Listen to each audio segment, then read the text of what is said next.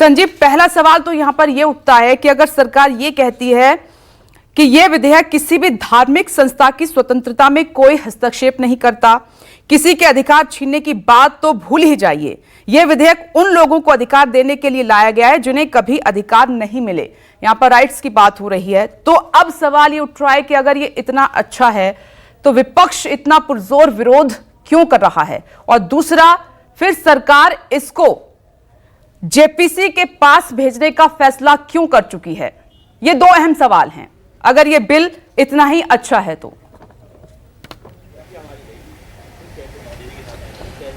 देखिए, शुरुआत आपके दूसरे सवाल से करते हैं और इसमें देखिए पहली दफ़ा आज ये दिखाई पड़ रहा है इतने लंबे कार्यकाल के बाद कि जो बिल है वो पेश होने के बाद या स्टैंडिंग कमेटी या जेपीसी की तरफ जा रहा है। अमूमन ऐसा हुआ नहीं है और यही शिकायत रही थी, बार बार शिकायत यही रही थी ऑपोजिशन की कि जो भी बिल आते हैं उन्हें व्यापक चर्चा के लिए स्टैंडिंग कमेटी को नहीं भेजा जाता है, उन्हें किसी जॉइंट पार्लियामेंट्री कमेटी के पास नहीं भेजा जाता है और आज तक ऐसा बड़े बड़े बिल्स के साथ नहीं हुआ।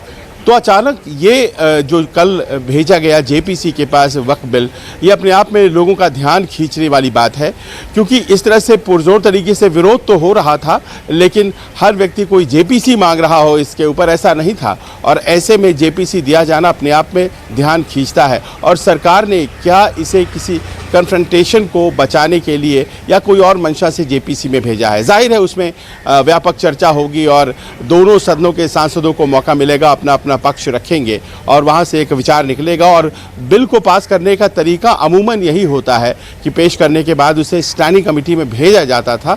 अभी स्टैंडिंग कमेटीज कॉन्स्टिट्यूट भी नहीं हुई हैं और इसीलिए स्पीकर महोदय जब ये बनाएंगे जॉइंट पार्लियामेंट्री कमेटी तो उसमें बहुत से सदस्य रहेंगे दोनों सदनों के और जाहिर है कि उसमें बहुत चर्चा होगी।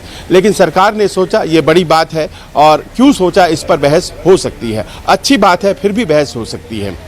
दूसरी बात ये हो जाती है कि हमने देखा कि इस बिल को लेकर के जब पेश हो रहा था तो बहुत मुखर तरीके से व्हिप जारी करके सभी सांसदों को रहना है, सभी एलाइज को रहना है, इस तरह की कोई जल्दीबाजी हम लोगों को नहीं दिखाई पड़ी थी। इसका मतलब ये है कि इसे पेश करके जेपीसी की तरफ भेजने का इरादा पहले ही सरकार ने कर लिया था। क्या ये इसी वजह से था कि उन्हें पास नहीं कराना था कल?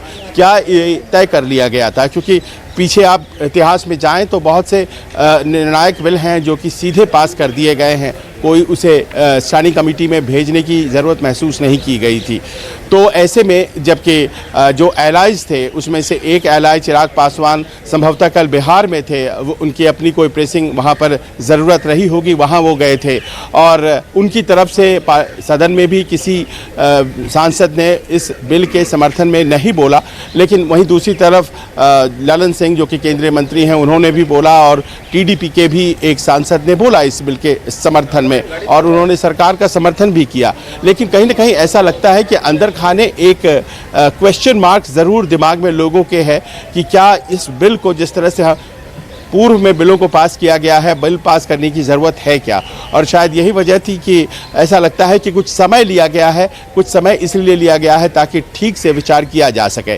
सरकार अपने कमिटमेंट में दुरुस्त है, उसे पास करना है ये बिल और उसने ये तय कर दिया है इस बिल को ला करके कि देर सवेर संख्या बल उसके पास है अपने एलाइज के सहयोग के ज़रिए, तो उसे वो पास करेगी। लेकिन ये जो कहते हैं कि सी स्टूप्स टू कंकर, उसमें उसने थोड़ा सा समय लिया है और ऐसा लगता है कि वो जो समय है वो एक आम राय बनाने की कोशिश है। वहीं दूसरी तरफ विपक्ष की बात अगर आप करें तो आप पाएंगे कि विपक्ष में जिस तरह से मुखर विरोध हुआ सबसे प्रमुख दलों में, चाहे वो तमिलनाडु से हैं, जम्मू कश्मीर से हों, वो हर जगह से इसका जो विरोध कर रहे थे उसका एक व्यापक असर भी पड़ा और प्रावधानों को लेकर के विरोध किया जा रहा था। नंबर्स भले ना हो लेकिन विरोध बड़ा मुखर था और ख़ास तौर पर ये बातें कि आप हमारे रिलीजन के अधिकार को जो आर्टिकल 25 हमें देता है, आप हमारे संगठन बनाने के अधिकार को जो आर्टिकल 26 हमें देता है, आप हमारे राइट टू इक्वालिटी को जो आर्टिकल 14 हमें देता है, इन सब का उल्लंघन कर रहे हैं।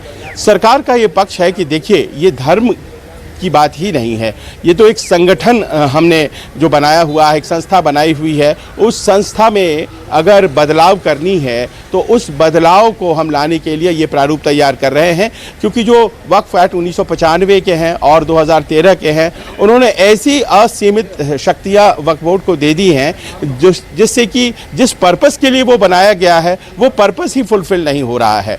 और सत्ता पक्ष के जो सांसद थे वो हमें बता रहे थे इस बात को कि असीमित शक्तियों से तात्पर्य ये है कि आप किसी भी वक्फ बोर्ड के फैसले के खिलाफ अदालतों में नहीं जा सकते हैं। ये कहाँ का न्याय है? वो जिसे कह दे कि वक्फ बोर्ड की प्रॉपर्टी है वो वक्फ बोर्ड की प्रॉपर्टी हो जाएगी। उसमें महिलाओं का रिप्रेजेंटेशन नहीं है, उसमें दूसरे कतिपय जो पहचान है जैसे बोहरा मुस्लिम्स हैं और दूसरे हैं आगा खानीज, उनको जगह नहीं है। तो ये तमाम ऐसे मसले हैं जो कि ज़रूरी है कि तय हों। और क्या आज की तारीख में वक्फ जो है वो ऐसे लोगों के हाथ में आ गया है जो कि बहुत ही ज़्यादा मजबूत हैं, जिसे माफिया की संज्ञा दी जाती है, कोट अनकोट। वो उन लोगों के लिए ही काम नहीं कर पा रहा है जिनके लिए वक्फ बनाई गई है। परोपकारी संस्था होती है जो कि अमूमन इस बात के लिए बनाई जाती है ताकि जो गरीब हैं, जो मदरसे में पढ़ते हैं या कब्रिस्तान का मेंटेनेंस है, मॉस्क मस्जिदों की मेंटेनेंस है, इसके लिए। लेकिन ऐसा हो नहीं पा रहा है और वो इतनी रिच बॉडी है तो आखिरकार कहीं ना कहीं उसका एक सिलसिलेवार तरीके से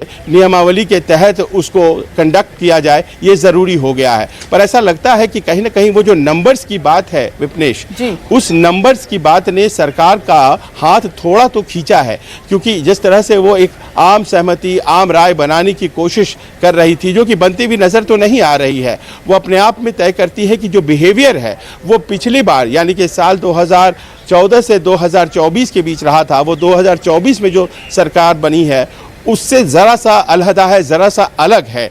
और अभी इस वक्त क्या वो इसलिए है कि 240 ही भारतीय जनता पार्टी के पास है और सहयोगियों के दम पर, हालांकि किसी सहयोगी ने मुख्य रूप से विरोध नहीं किया इसका, किसी ने कुछ कहा भी ऐसा नहीं, लेकिन ऐसा ये जो व्यवहार रहा कि भाई आप इसे जेपीसी में जाने दे रहे हैं, ये अपने आप में बहुत सोचने को मजबूर करता है। संभव है कि वो वाइडर कंसल्टेशन चाहते हों, संभव है कि हो सकता है कि ये अपने आप में एक सलाह दी गई हो। और हमारी जानकारी कहती है कि बहुत से जो सहयोगी थे वो इस बात को लेकर चाहते थे कि ये आप समर्थन हमारा है आपको, लेकिन आप एक वाइडर कंसल्टेशन के लिए इसे select committee, joint parliamentary committee या स्टैंडिंग कमेटी में भेजिए।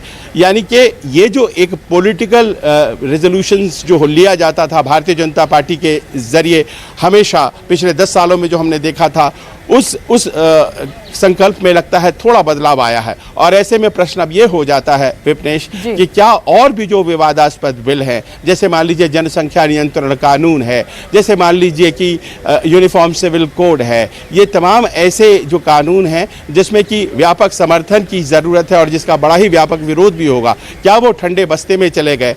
आज कम से कम इस घटनाक्रम के बाद ऐसा दिखाई पड़ने लगा है। जी बिल्कुल संजीव, आप सही कह रहे हैं। चर्चा की शुरुआत